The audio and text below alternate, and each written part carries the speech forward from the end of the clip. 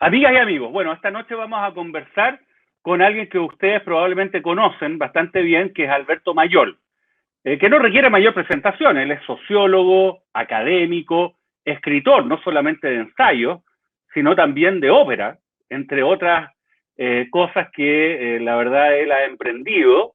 El proyecto La Cosa Nostra, además, que es un proyecto muy potente, que es un proyecto de reflexión y difusión acerca de los temas relevantes en nuestra sociedad y que ha tenido bastante impacto, que lo hace con Mirko Macari y con Darío Quiroga. Así que, bueno, Alberto, muchas gracias por acceder a esta invitación. Mauricio, no, encantado, el encantado soy yo y muchas gracias por invitarme. Y yo a Mauricio Daza aún nunca le he dicho que no, así que Me parece muy bien. Es recíproco, Alberto, así que sí, no hay así es, ningún problema. así es.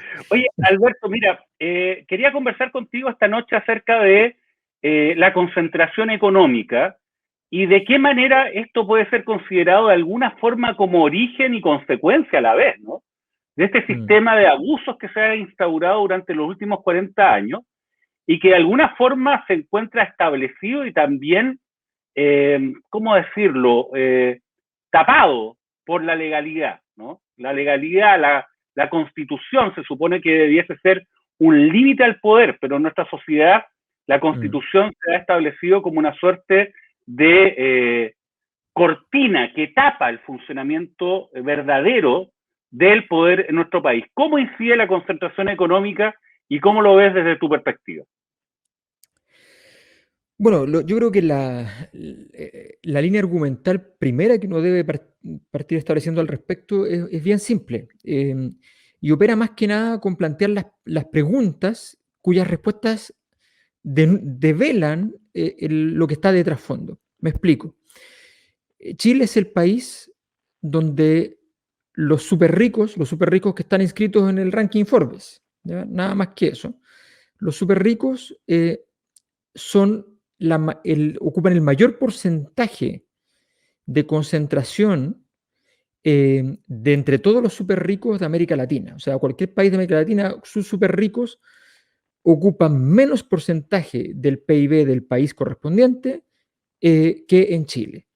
Y ocupan mayor cantidad de población, o sea, hay más súper ricos y ocupan más porcentaje del PIB que en cualquier país de Latinoamérica.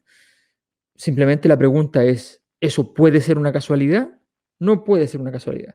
¿Qué puede estar generando? Necesariamente no una cosa, muchas. Y como son muchas cosas, requieren una estructura, eso que llamamos en sociología un orden. Y ese orden tiene que tener algún nombre, tiene que tener alguna característica. Y ese orden en Chile nosotros lo denominamos, obviamente, un orden neoliberal.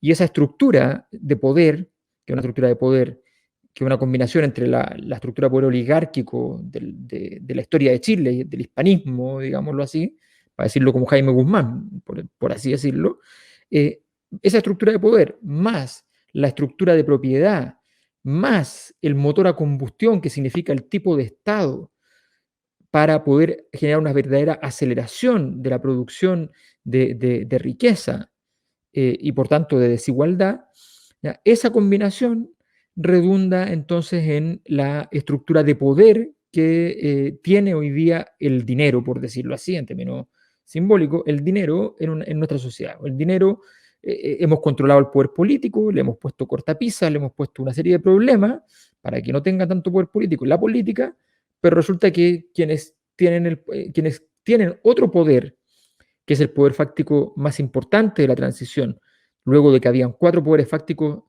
ya nos queda solo uno y en forma monopólica, que es el poder económico. Los otros poderes fácticos son mucho más débiles y algunos prácticamente inexistentes, aunque a la gente le guste pensar lo contrario.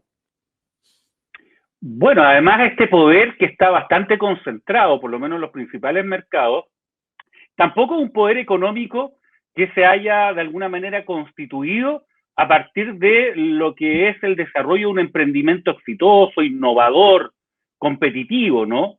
Y que en No. ese contexto de competencia se haya impuesto derechamente un determinado grupo económico frente al resto, sino esto más bien deriva de lo que ha sido en la cesión, la entrega, los denominados regalos regulatorios que se han entregado por parte del Estado, desde el Estado, a determinados privados, ¿no? Y en un contexto de una economía que ha sido calificada como una economía que no es muy compleja, no es muy sofisticada.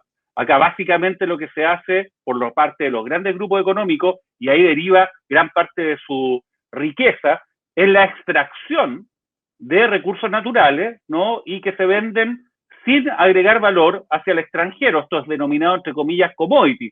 Y además, paradójicamente, estos grupos económicos además articulan empresas de servicios, ¿no? Que también los hiperconcentran.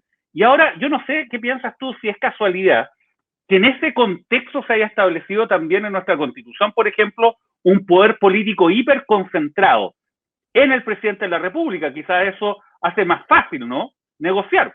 No tienes que negociar con muchos órganos, con muchas unidades, ¿no? Que tienen distribuido el poder político, sino concentras todo el poder político en determinados grupos, en un presidente, en partidos políticos que están contados con los dedos de una mano, que concentran el poder y así también los puedes capturar más fácilmente, ¿no?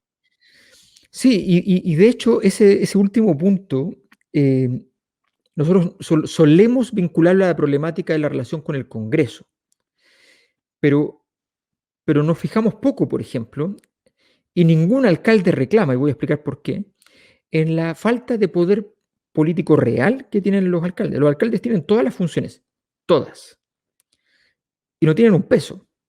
El 9% del presupuesto de la nación en Chile se va a los municipios. El estándar mundial, como promedio mundial, está sobre el 20%. Hay países que constitucionalmente han determinado que sobre el 25% vaya a los municipios. Son municipios que tienen capacidad de poner la bala donde han puesto el ojo, ponen la plata donde les importa. Pero no es lo que pasa en el caso chileno. Entonces los grandes proyectos llegan donde un alcalde y se van a presentar y le dicen: yo voy a poner voy a invertir 3.000 millones de dólares haciendo un puerto. Entonces el alcalde dice: ah, mira, qué interesante, qué buena idea, qué sé yo, qué bueno que empiece la conversación. No, nosotros ya terminamos la conversación, venimos a avisarle porque ya hablamos con el ministro, el presidente. ¿Ya? Eso es lo que pasa. Eso es lo que pasa. Entonces, está esa dimensión, la dimensión estrictamente de carácter político, ¿ya? Pero hay una dimensión que efectivamente tiene que ver con la tendencia a la concentración como forma de resolver las problemáticas, de dirimir las problemáticas. Y si bien eso tiene una cierta eficiencia ejecutiva, no la tiene en términos de la posibilidad de producción de legitimidad. Estoy hablando simplemente, no estoy hablando en términos de los ideales de justicia, estoy hablando simplemente de que no produce legitimidad. Eso por un lado. Y por otro lado, lo que tú decías, muy, muy importante, ¿ya? Chile es un país con escasísima innovación. La única innovación, digamos, que ha sido exitosa a nivel mundial hasta hoy, ¿ya? Es en términos de los parámetros que ocupa la gente del mundo de innovación, es Crystal Lagoons, ¿ya? Y que una innovación sobre piscinas cristalinas de gran tamaño, gran formato, muy, muy estéticas, muy articuladas con el diseño contemporáneo, muy requeridas en países donde el agua es muy valiosa y es muy simbólicamente poderosa, como los países de Medio Oriente, en fin. Y eso ha generado mucho dinero, muchísimo dinero. Y en general no hay innovaciones que uno pueda decir que son de mucha exportación. Eso es bastante problemático porque es evidente que el mundo que viene tiene más que ver con ese tipo con nuevas formas de innovar y sobre todo digitalmente. Quizás Not Mayo, por ejemplo, sea una innovación que valga la pena seguir en ese sentido, pero no hay mucho, ¿te das cuenta? Y efectivamente las grandes empresas en Chile no se destacan por su innovación, sino que por su gestión. Chile es un país de gestores y la gestión, por definición, no es creativa. La gestión lo que hace es que lo que hay lo hace eficiente. Y la eficiencia no es un valor per se. Eso es algo interesante que hay que entender, y es que los países a veces necesitan menos eficiencia. Menos eficiencia. Integrar al resto de la población, a la población que no está integrada, no es un acto de eficiencia, es un acto de eficacia. Es ineficiente muchas veces integrar a muchas personas, porque es caro y es difícil, pero eso no significa que esté mal. Bueno, en las innovaciones tú has señalado algunos ejemplos, Pero yo diría que las mayores innovaciones, por lo menos las que yo he podido observar, tienen que ver con algo que es bastante paradójico. Es innovar para poder, de alguna manera, extraer de forma más rápida, ¿no? Y a menor costo los mismos recursos naturales, ¿no? O sea, Sí. cortar árboles y exportarlos de forma más rápida. Explotar una mina y extraer el mineral de forma más rápida y colocarla de una manera más, entre comillas, rentable en los determinados mercados, pero no se agrega valor a nada de eso. Y eso es un problema. Ahora, lo que tú señalas yo creo que es relevante, porque también tiene, yo diría que un impacto respecto a un fenómeno que vivimos en las regiones, sobre todo acá en Magallanes, que es el tema de la centralización. Porque finalmente las políticas públicas se diseñan y se implementan desde el poder central y son absolutamente ajenas, ciegas, ¿no?, a la realidad de los territorios. Entonces, tú de repente implementas políticas públicas y también las vas diseñando de la misma forma, por ejemplo, para Arica, que para Osorno, que para Magallanes, que para cualquier lugar, cuando la realidad, ¿no?, de estos territorios es muy disímil. Entonces, ¿de qué manera tú ves que concentración se vincula y es funcional, de alguna manera, al concepto de centralización? Bueno, mira, eso que tú tocas es un tema que es poco sexy, pero es impresionante. O sea, está lleno de regiones, sobre todo las extremas, ¿ya? Donde hay muchos subsidios habitacionales que nunca se ocupan, que sencillamente no dan los precios del lugar, de la zona, para que puedan ocuparse, para que puedan efectivamente postular personas de modo realista y efectivamente les sea un aporte para la posibilidad de obtener entonces una nueva vivienda. Hay subsidios, por ejemplo, como los que se han hecho respecto a la posibilidad de implementación de energías solares en los hogares. Esa implementación, Chile es el país con mejor sol del mundo, el mejor sol del mundo. No hay ni un otro país del mundo que tenga las condiciones de Chile. Pues bien, resulta que en Chile las políticas públicas al respecto son políticas públicas que formalmente se ven súper buenas. Fomento a la instalación en los hogares de paneles solares. Fantástico. Y ese fomento está supuestamente provisto de una cantidad de recursos muy importante. Y es verdad, está provisto de esos recursos. Se gastan nunca, porque es casi imposible cumplir las condiciones, los requerimientos. O sea, se establece esa inversión fundamentalmente para la población más desposeída, en circunstancias que quienes van a hacer ese tipo de inversiones y innovaciones en los hogares son normalmente clases medias o clases medias altas. Es muy difícil que ocurra en otros lugares hasta que se haya masificado. Son cosas obvias que ocurren en todos los mercados. Estos expertos en los mercados no lo saben. Yo lo único que creo en ese sentido, y que es muy sorprendente, es que esta economía de mercado es además muy falsa. Y te lo digo porque lo he vivido y tú como abogado, un abogado incómodo, probablemente también lo has vivido. Yo lo vivo porque muchos de mis proyectos de investigación los he financiado con privados. Y yo llegaba a empresas a proponer un proyecto de investigación, ¿ya? Y resultaba que me pasó varias veces que el gerente general de una compañía grande lo aprueba y se lo rechaza el directorio por motivos ideológicos. El directorio, sin saber nada del proyecto, lo rechaza cuando se entera que se va a hacer. Y el gerente general, que se supone que es el que sabe de la acción ejecutiva de la empresa, ¿ya? Y tiene el mandato para hacer aquello y para saber lo que es mejor para la empresa, lo había aprobado. Entonces la pregunta es, ¿qué razón hubo allí? O sea, Chile es un país donde los empresarios se manejan con razones ideológicas para ver a quién apoyan, para ver qué cosas compran. ¿Eso es libre mercado?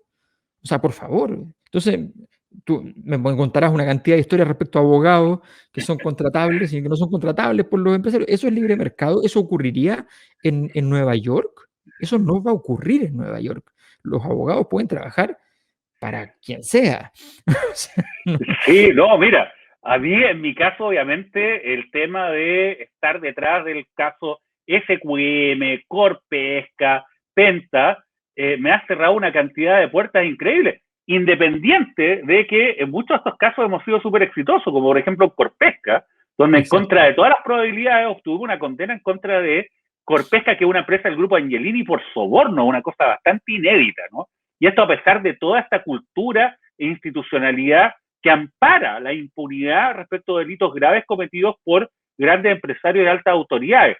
Pero fíjate, eso a mí, por lo menos en lo personal, no me ha beneficiado lo más mínimo. Si esto yo hubiese hecho este mismo ejercicio, ¿no? Y lo hubiese ganado a grandes empresas en causa de corrupción, créeme que muchísimas empresas me habrían llamado, por último, para que les haga algún tipo de coaching, ¿no? Algún tipo de incluso curso para saber cómo estructurar sus mecanismos para impedir de que caigan en una situación donde arriesguen una pena. Acá es un bloqueo total, es una cosa realmente increíble, aun cuando hagas muy bien tu pega y seas exitoso. Entonces es una situación que tú señalas muy bien. Yo creo que la libre competencia, el libre mercado es una bandera falsa. Es una bandera falsa en Chile, es una bandera falsa de este grupo transversal, ¿no? Que Mirko le denomina el partido del orden, ¿no? Este grupo que va más allá de la derecha, ¿no? Que también tiene muchos actores de la izquierda, entre comillas, institucional, y que finalmente se ordena a partir de los intereses empresariales.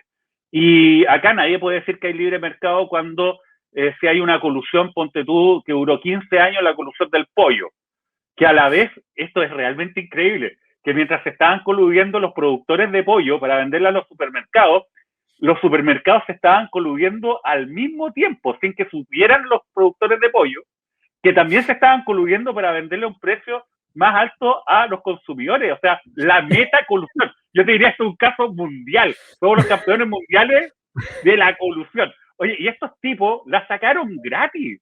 O sea, una multita que equivale a una fracción de lo que obtuvieron a partir de esta irregularidad. Esto es un país donde tú, en el fondo, le cobráis un dulce a quienes se coluden, ¿no? Y no hay sanciones reales. ¿Quién puede decir que es el libre mercado? ¿Quién puede decir que hay un libre mercado cuando el Tribunal Constitucional dijo, oye, lo dijo así expresamente, ¿sabe qué?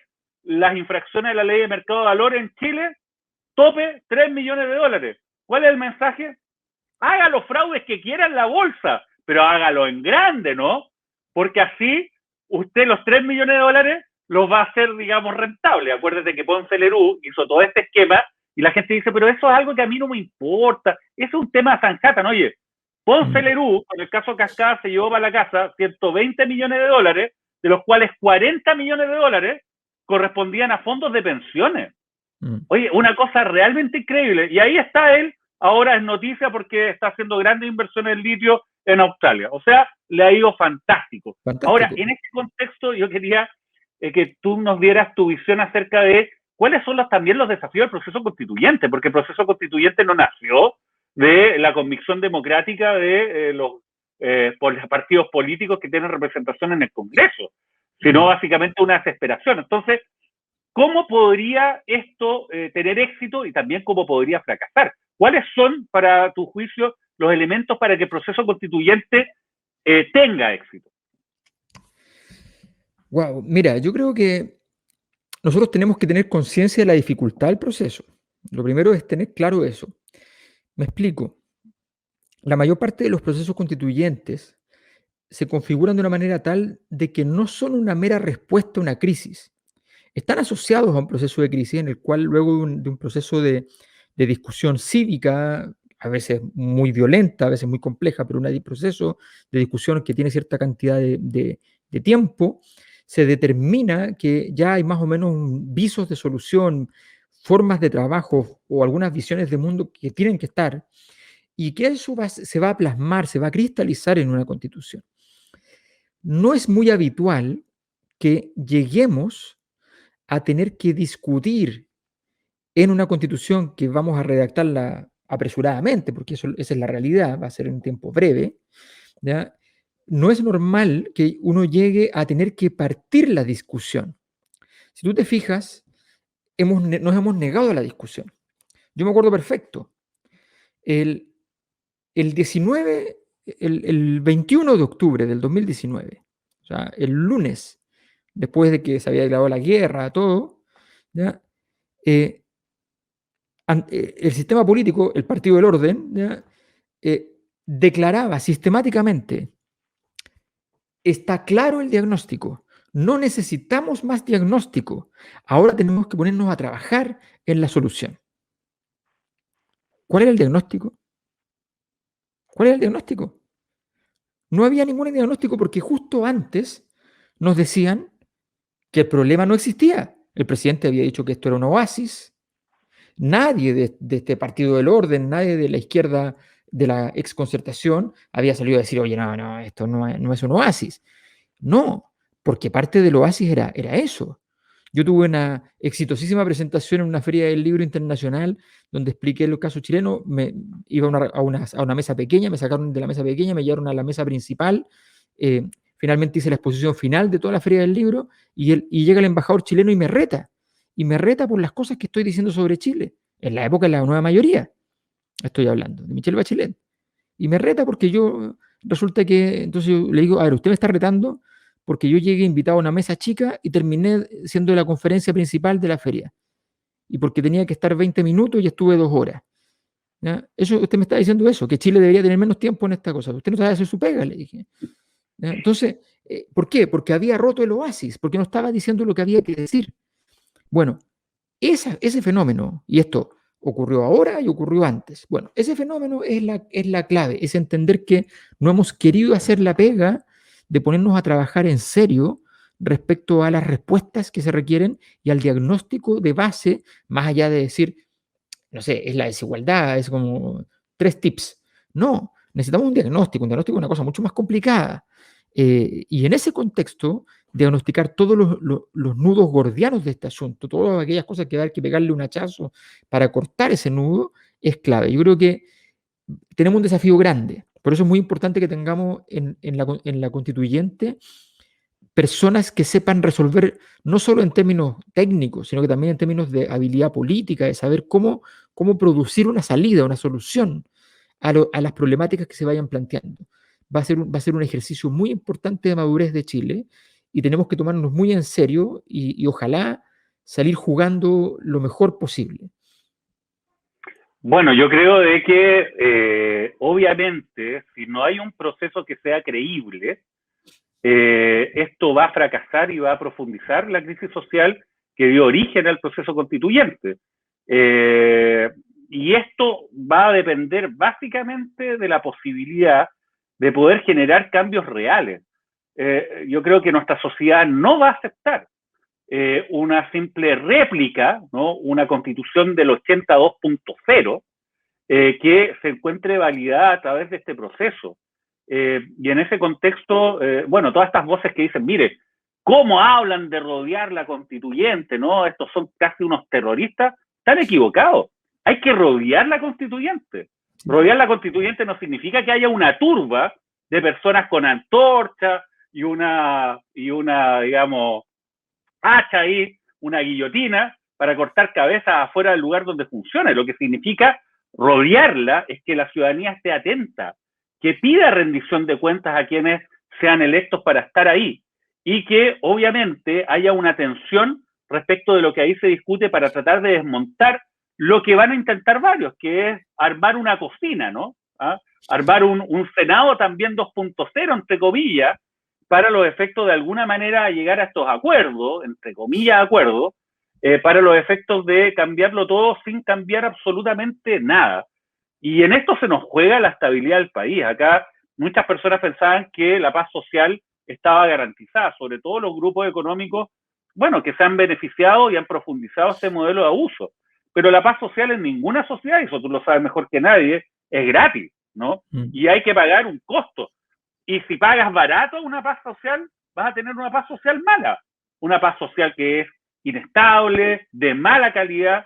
Tienes que pagar el precio de una paz social, porque sin esto tú no puedes realizar ni levantar ningún tipo de modelo, ni político, ni económico que sea sustentable. Entonces yo creo que es muy importante, y a mi juicio, esto solamente va a poder nacer desde el mundo independiente, ojo, porque la verdad que los partidos políticos, los tradicionales a lo menos, han demostrado que de alguna manera están capturados, ¿no? Por el gran poder económico y que además no solamente no han resuelto el problema, han sido parte del problema y lo han profundizado.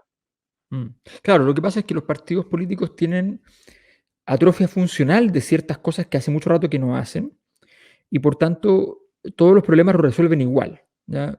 Para decirlo de modo menos elegante, lo que a fuerza de tener martillos todos los problemas son clavos para ellos. Y eso evidentemente lo único que hace es profundizar las dificultades que estamos hablando. Yo creo que efectivamente hay una conciencia que es fundamental en todo esto. Y creo que en ese sentido también hay un aprendizaje que la izquierda debe hacer. Eh, Creo que lo fundamental es entender que la disputa que está en juego es una disputa de poder, y no de poder simbólico ya. Yo entiendo que lo único que teníamos para disputar poder muchas veces era el poder más bien simbólico, era la sensación de, vamos a decirlo como Julito Martínez, el triunfo moral. ¿Ya? Ya llega el momento en el cual necesitamos un triunfo que sea, en términos ejecutivos, que sea eficaz, que sea potente. Y ese es el triunfo que hay que producir. Y un triunfo como ese significa también no ganar todas las pelotas, porque no puedes ganarlas todas. Significa también entender que la única forma de triunfo en política es también entender hasta dónde la contraparte obtiene algo, algo. Algo como lo obtuvo la Concertación respecto a la derecha, que la derecha tuvo súper claro que tenían que pasarle algo. Ahora tenemos que hacerlo de otra manera, pero también con una lógica en la cual efectivamente se logre distribuir el poder. Y ojo, no poner cortapisas a la política que terminen en el aumento del peso de, del poder de actores no políticos. Muchas veces se toman medidas diciendo hay que prohibir esto otro, prohibir aquí, prohibir allá, a los funcionarios públicos, aquí a los políticos y qué sé yo, esta supervisión, y lo único que hace eso es aumentar el poder de quienes operan en la sombra. Entonces hay que tener mucho cuidado, y ahí tiene que ver con muchas cosas de diseño de jurídico en Chile que habrá que ir mejorando enormemente, y para eso la Constitución es muy importante. Yo creo que la discusión que nos toca es indudablemente la más importante de la historia de Chile. Es la más importante porque es la primera vez que se rompe esta vieja tendencia chilena de decir Chile es un país inmaduro y las personas inmaduras no pueden tomar decisiones. Vamos a tomar nuestras decisiones, y el gran tema es lograr producir decisiones que efectivamente nos hagan muy sustentables 20, 30, 40 años siguientes, entendiendo el Chile que viene y el mundo que viene, un mundo con mucha robótica, con mucho menos empleo disponible, con una serie de dificultades que vamos a tener que ir resolviendo. Bueno, sin duda, ¿no? Hay que hacerse cargo del Chile del siglo XXI, bajo un esquema que es propio del siglo XIX, por lo menos la lógica, ¿no?, en que opera Sí. nuestra constitución y nuestra institucionalidad. Y ahí hay, bueno, no solamente el tema de los derechos ambientales, ¿no?, que ya tienen algún desarrollo. Está, por ejemplo, el tema de los derechos digitales, ¿no? Acá en Magallanes hay un problema súper importante respecto de la posibilidad de acceder, por ejemplo, a una red que sea estable y que también sea de calidad, y que sea asequible, porque obviamente tú puedes decir, mira, tienes la mejor internet posible, pero tienes que pagar 90 lucas mensuales, eso es inviable para gran parte de las familias chilenas, y hoy día, evidentemente, si tú no tienes ese acceso, quedas muy atrás respecto de la posibilidad no solamente de poder desde ya no tener beneficios estatales que te requieren clave única, cosas así de pedestre, o también el tema de la educación online, que es algo que hemos podido observar además a partir de lo que ha sido la crisis del COVID-19. Y yo estoy de acuerdo contigo, pero con un bemol. Yo creo que es bien importante que las lógicas que se han dado durante las últimas décadas, yo te diría este partido del orden, yo no diría solamente la derecha, porque nosotros No, podemos claro. ver que acá hay un lote. O sea, la verdad es que,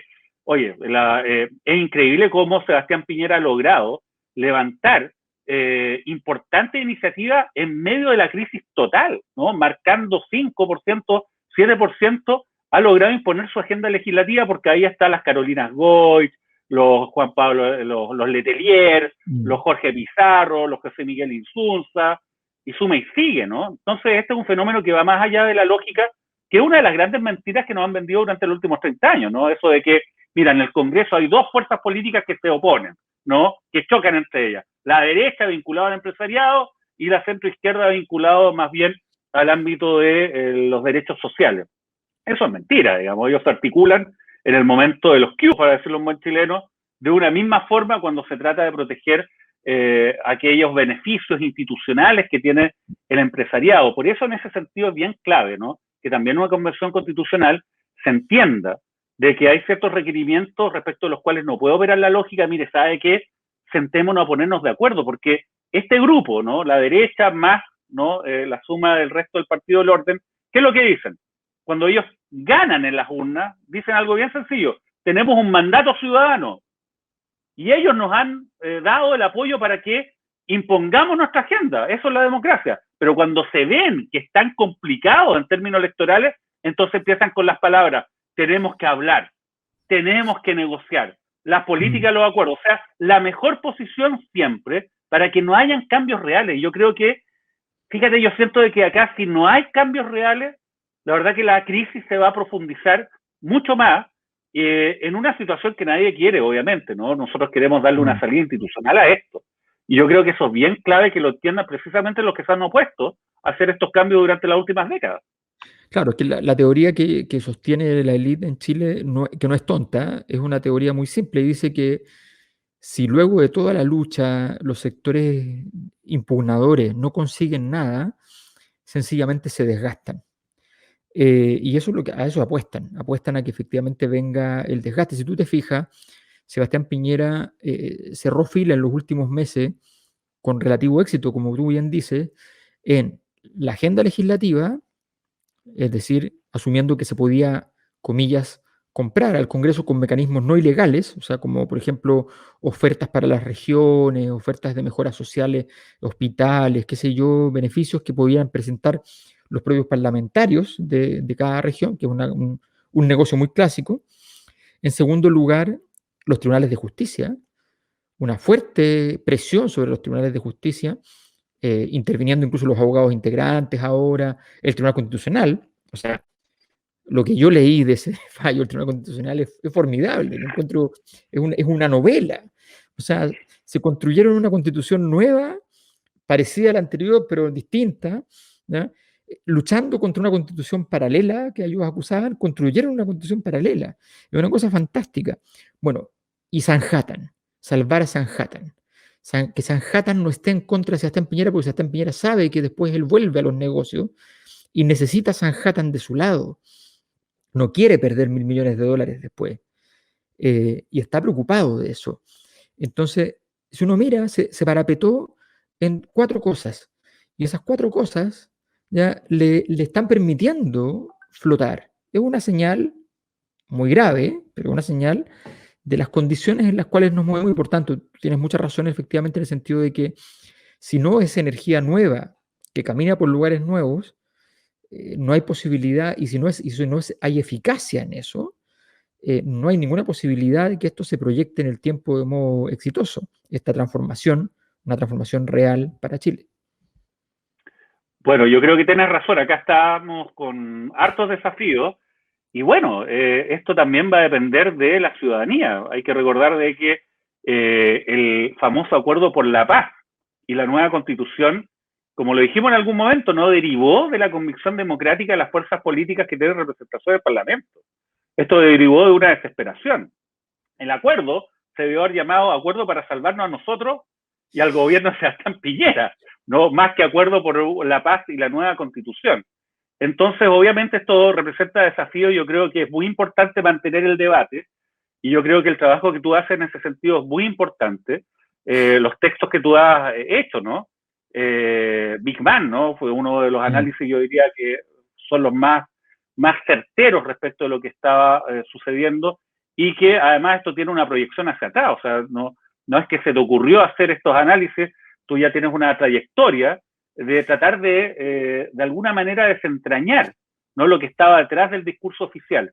Y yo creo que además lo que estás haciendo con la Cosa Nostra es súper importante, porque también es no solamente un mecanismo de difusión, no solamente es que tú le expliques a alguien algo, ¿no?, sino la posibilidad de interactuar, ¿no? Y eso es muy importante, tener esa retroalimentación que nos va a permitir reflexionar y a partir de eso, como tú señalas, ¿no?, más diagnóstico real, ¿no?, que sea consistente, y a partir de eso tratar de pensar cómo construimos este nuevo Chile más allá del eslogan. Así que yo agradezco mucho, Alberto, no solamente esta entrevista, sino el trabajo que has realizado y nada, pues muchas gracias por haber participado en DASA Responde acá desde la región de Magallanes.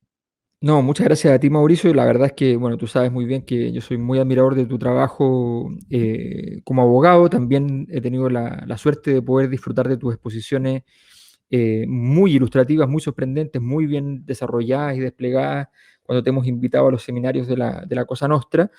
Y la verdad es que creo que se van a requerir una curatoría muy interesante en la Convención Constituyente, y espero, honestamente, que tengas un lugar en ella, porque me parece que efectivamente sería un aporte súper interesante. Creo que esa convención debe tener de todo y, entre otras cosas, personas que conocen tan bien la trama del poder al interior del mundo de la justicia, uno de los valores más importantes de las sociedades, que no son solamente sobre tribunales, que tiene que ver con muchas cosas, pero que los tribunales es la última instancia finalmente de ese despliegue de la justicia en una sociedad, muchas veces con problemas al respecto. Bueno, yo creo que eso es muy importante porque